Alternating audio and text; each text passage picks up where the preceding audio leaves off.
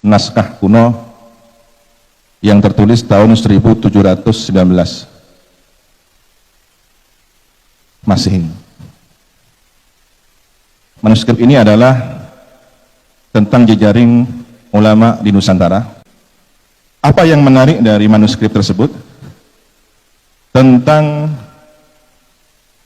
boleh dikata kong kali kong atau konspirasi antara neo-feudalisme dengan kolonial waktu itu untuk menghapus sejarah perjuangan para ulama pewaris perjuangan Wali Songo Dzurriyyah Rasulillah. Seakan kejayaan teritorial Nusantara ini tanpa ada jasa mereka. Nah, kalau kita pernah dan sering mendengar slogan jas merah, ya kita punya jas hijau. Jangan sekali-kali melupakan jasa ulama. Yen besok Maryang eman yang wonten grahanan yang sasi srengenge kembali. Lintang alit kumareng siti.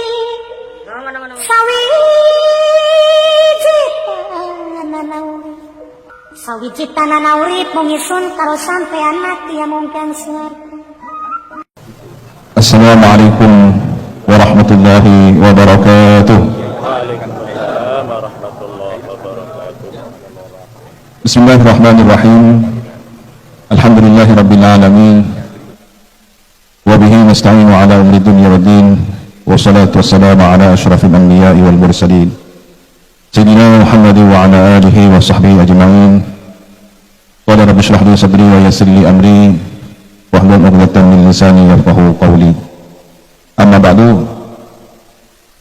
Hadratul muhtaramin, para alim, para guru besar, para tuan guru, seluruh jajaran pengurus wilayah Nahdlatul Ulama Nusa Tenggara Barat, baik jajaran Syuriah maupun Tanfidiyah, seluruh Banom, seluruh tokoh yang hadir pada kesempatan yang insya Allah penuh dengan keberkahan di siang hari ini. Hadirin hadirat muslimin muslimat nahdiyin nahdiyat hafizakumullahu jami'an. Kita senantiasa berharap dijaga oleh Allah Subhanahu wa taala sehat wal afiat dan membawa iman Islam husnul khatimah. Para masyayikh, para tuan guru, para guru besar dan seluruh yang hadir, beberapa waktu yang lalu saya tidak sengaja menemukan satu artikel tentang manuskrip naskah kuno yang tertulis tahun 1719 Masehi. Manuskrip ini adalah tentang jejaring ulama di Nusantara yang kategorinya menurut Bapak Guruta Ahmad Basuh, kategori manuskrip atau naskah Bali Lombok. Jadi ada jejaring yang di situ dibagi per zona, jadi wilayah Jawa, Bali, Lombok, Ternate dan seterusnya hingga Papua, yang memetakan tentang jejaring ulama para penerus Wali Songo, khususnya ulama Dzurriyyah Rasulullah sallallahu alaihi wasallam.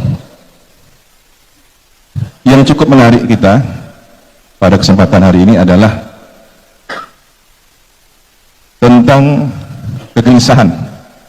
kegelisahan penulis manuskrip tersebut dengan berulang kali menyebut nama Sunan Giri, nasihat Sunan Giri, nasihat Sunan Giri. Bagaimana seharusnya kita menjaga sejarah tentang jasa ulama yang secara khusus disebut keturunan baginda Nabi Muhammad SAW, penerus perjuangan Wali Songo. Di sini kami dapat membaca bahwa jejaring itu sudah terbangun sejak lama, yang kemudian dikokohkan, dilanjutkan kembali di era Hadratus Syekh Kiai Hasyim Asy'ari. Bagaimana beliau sangat rajin murasalah, koresponden dengan para tuan guru, para ulama di sini.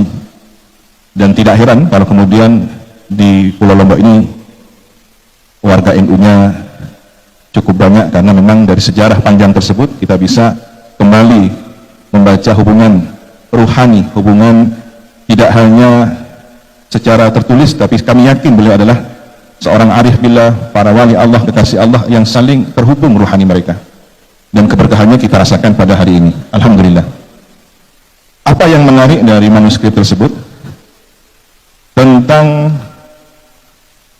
boleh dikata kong kali kong, atau konspirasi antara neo-feudalisme dengan kolonial waktu itu untuk menghapus sejarah perjuangan para ulama pewaris perjuangan Wali Songo Dzurriyyah Rasulillah.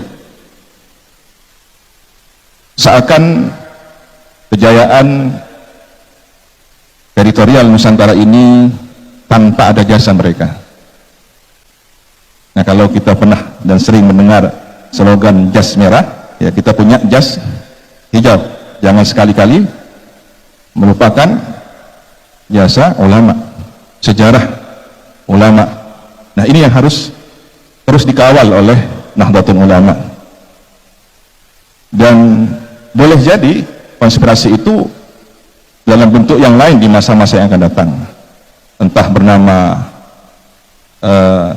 neokapitalisme yang kemudian menawarkan pariwisata, menawarkan investasi di tanah kita sendiri, yang pada akhirnya kita harus mengkhawatirkan tidak menjadi tuan di tanah sendiri. Wal'iyadzubillah, semoga terhindar dari hal tersebut. Dan ujung tombaknya sekali lagi harus kita sebagai penerus, pelanjut, dan pengkhidmah perjuangan para ulama tersebut.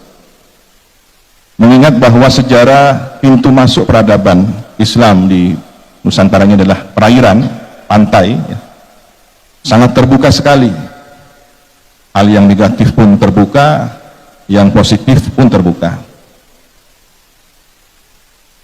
Oleh karena itu, apa yang menjadi pesan, nasihat Sayyidul Jadd almarhum Anwafullah ya Haji Raden Hasan Syariful Arifin, beliau pernah berceramah sekali waktu dalam versi bahasa Indonesia di khalayak ramai seperti di stadion begitu, dan dokumen ini cukup viral di media sosial. Ada yang versi berbahasa Madura tanpa diketahui di mana beliau berceramah, yang kami ingat semasa kecil dahulu, insya Allah para alumni juga mengingat bahwa beliau seringkali mengumpulkan para santri sekali waktu, tokoh-tokoh teras dari PBNU, dari Jakarta, tokoh negarawan, para politisi dihadirkan untuk memberikan wawasan kebangsaan pada para santri dan masyarakat luas di Situbondo. Apa yang beliau kisahkan, ternyata ini menjadi dokumen yang sangat penting.